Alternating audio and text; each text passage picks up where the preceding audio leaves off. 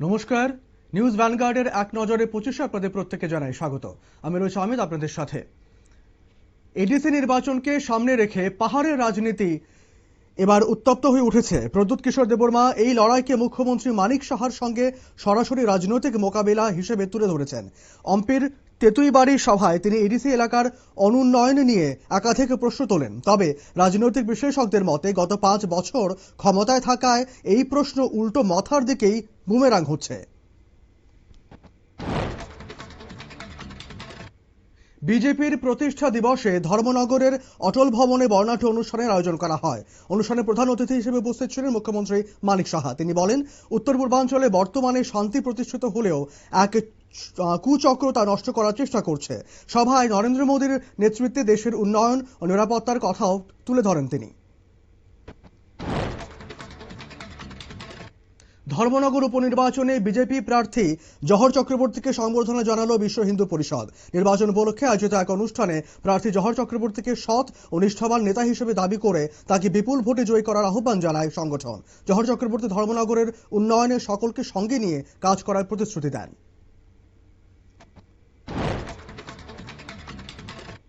ADC নির্বাচনের আগে ধনঞ্জয়নগর শ্যামলী বাজারে উত্তেজনা ছড়ালো অভিযোগ ও পাল্টা অভিযোগে বিজেপির প্রচার কর্মসূচি চলাকালীন তিপ্রামাথা কর্মীদের সঙ্গে বচসা বাঁধে বলে জানা গেছে। কথা কাটাকাটিতে ক্রমে তীব্র হলে এলাকায় উত্তেজনা ছড়িয়ে পড়ে। পরিস্থিতি নিয়ন্ত্রণে আনতে ঘটনাস্থলে মোতায়েন করা হয় বিশাল পুলিশ বাহিনী। মুঙ্গিয়াকামিতে এবার পুলিশ বাহিনীর শিকার হলেন মন্ত্রী বিকাশ দেববর্মা। রবিবার রাতে তিনি এলাকার এক বাড়িতে গেলে দুষ্কৃতীরা সেই বাড়িতে ইট পাটকেল মেরে হামলা চালায়। মন্ত্রীর মুখ কালো কাপড় দিয়ে ঢেকে নিরাপত্তা রক্ষীরা তাকে রক্ষা করেন। মন্ত্রী দাবি করেন, পরিকল্পিত হামলা চালানো হয়েছে, নির্বাচনকে কেন্দ্র করে সন্ত্রাস ছড়ানো হচ্ছে।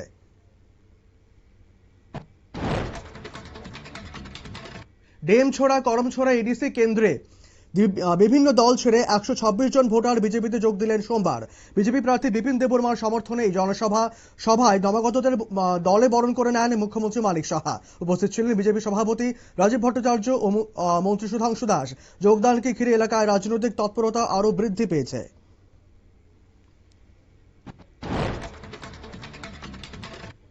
গন্ডাছড়ার ডম্বুরনগর ব্লকে বকেয়া সম্মানের দাবিতে বিক্ষোভে নামলেন সিএসপি কর্মীরা।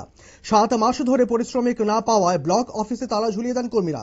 মোট 238 জন কর্মী এই আন্দোলনে অংশ নেন বলে জানা গেছে। প্রত্যেকের 12,000 টাকার বেশি বকেয়া। দাবি পূরণ না হলে তারা তালা খোলা হবে না বলে হুঁশিয়ারি দিয়েছেন বিক্ষোভকারীরা।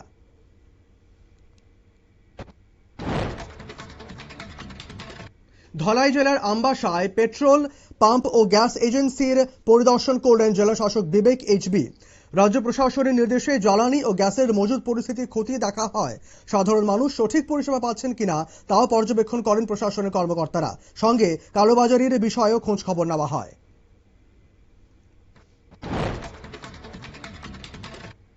এডিসি নির্বাচনের আগে সাবরুমে রাজনৈতিক উত্তেজনা ক্রমশ বাড়ছে। হারবাতলি ভিলেজে হামলার ঘটনায় বিস্ফোরক অভিযোগ তুলেছেন মথা প্রার্থী দেবজিৎ ত্রিপুরা। তিনি দাবি করেছেন, বিজেপির গোষ্ঠীদ্বন্দ্বের জেরেই এই হামলা সংঘটিত হয়েছে। সাবরুম থানার সামনে বিজেপিকে সস্তা রাজনীতি না করার বার্তাও দেন তিনি।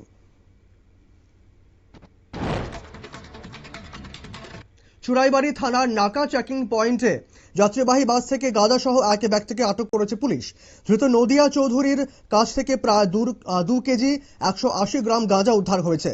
রবিবার রাতে আগরতলা গুয়াহাটি রুটের একটি বাসে তল্লাশি চালিয়ে তাকে আটক করা হয়। অভিযুক্তের বিরুদ্ধে এনডিপিএস ধারায় মামলা নিয়ে তদন্ত শুরু করেছে পুলিশ।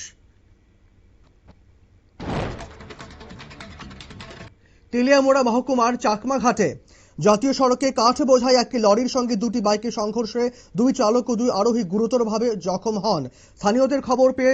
স্থানীয়রা খবর পেয়ে দমকল কর্মীদের আহতদের উদ্ধার করে হাসপাতালে নিয়ে যায়। আহত 3 জনের অবস্থা আশঙ্কাজনক হওয়ায় তাদের জিবিপি হাসপাতালে পাঠানো হয়েছে।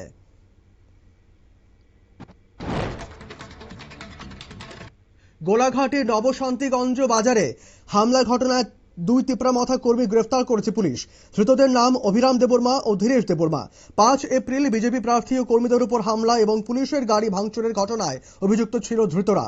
রাতে টাকারজলা থানার পুলিশ অভিযান চালিয়ে 2 অভিযুক্তকে আটক করে।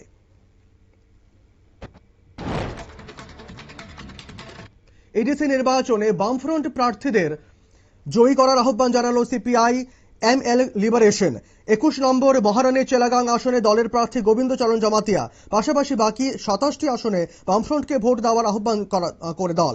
বিরোধী ভোট ভাগ এড়াতেই একটিমাত্র আসনে লড়াই করছে সিপিআইএম এমএল বলে জানা গেছে। বিজেপির 46তম প্রতিষ্ঠা দিবস যথাযোগ্য মর্যাদায় পালন করা হলো আগরতলার কৃষ্ণনগরস্থিত প্রদেশ কার্যালয়ে। দলীয় পতাকা উত্তোলন করেন রাজ্য সভাপতি রাজীব ভট্টাচার্য। 1980 সালের 6 এপ্রিল ভারতীয় জনতা পার্টি প্রতিষ্ঠিত হয়। বক্তব্য রাখতে গিয়ে রাজীব ভট্টাচার্য দলের ইতিহাস তুলে ধরে বলেন, এই দলের সৈনিক হতে পারা গর্বের বিষয়।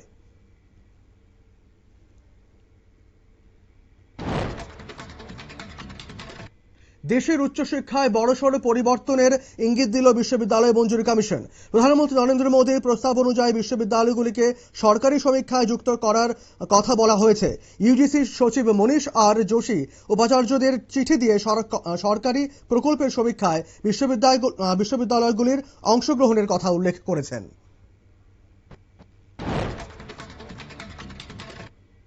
কেরালা বিধানসভা নির্বাচনের আগে ভোটারদের প্রভাবিত করতে বিজেপির বিরুদ্ধে প্রায় 1500 গৃহস্থালির সামগ্রী মজুতের অভিযোগ উঠেছে। ত্রিশূর ভাদানাপল্লীর একটি গুদাম থেকে ওই সামগ্রী বাজেয়াপ্ত করা হয়। ঘটনার প্রতিবাদে বিক্ষোভ দেখায় এলডিএফ ও ইউডিএফ। ঘটনায় উল্টো বিক্ষোভকারীদের বিরুদ্ধে ব্যবস্থা নিচ্ছে পুলিশ।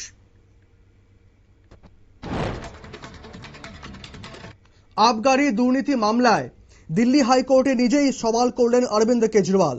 এই মামলায় নিম্ন আদালতের রায়ের বিরুদ্ধে দিল্লি হাইকোর্টে মামলা করে সিবিআই। এই মামলায় বিচারপতির বিরুদ্ধে পক্ষপাতিত্বের অভিযোগ তুলেন অরবিন্দ কেজরিওয়াল।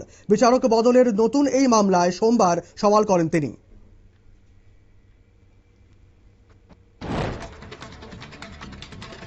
নিরাপত্তা ভেঙে দিল্লির বিধানসভা চত্বরে ঢুকে পড়ল একটি গাড়ি।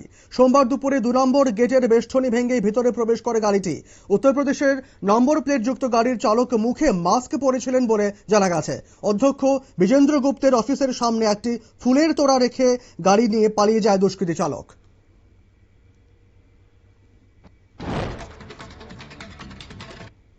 গঙ্গা জল বন্টন চুক্তি নবীকরণ নিয়ে 18 এপ্রিল বৈঠকে বসবে ভারতের বিদেশমন্ত্রী এস জয়শঙ্কর ও বাংলাদেশের বিদেশমন্ত্রী খলিলুর রহমান।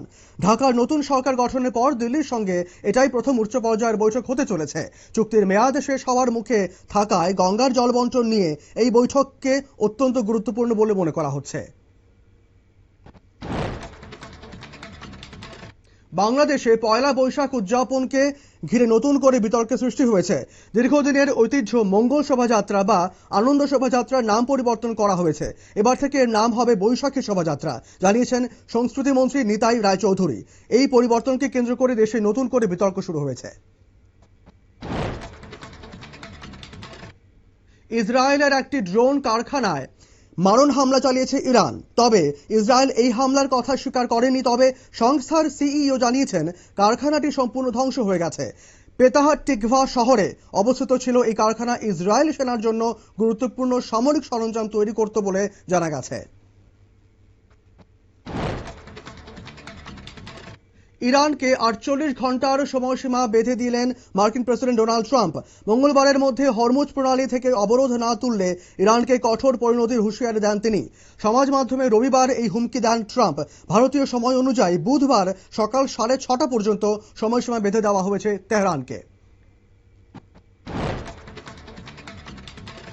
ইরান আমেরিকা সংঘর্ষে নিহত হলেন ইরানের সামরিক গোয়েন্দা প্রধান মজিদ খাদেমি।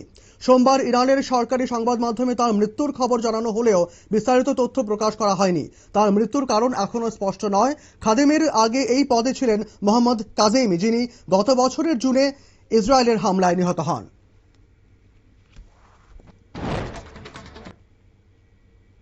এক নজরে 25 এখনকার মুহূর্তে পর্যন্তই। পরবর্তী আপডেট, সংবাদ এবং টক শো দেখার জন্য চোখ রাখুন শুধুমাত্র নিউজ ভ্যানগার্ডের পর্দায়। ধন্যবাদ।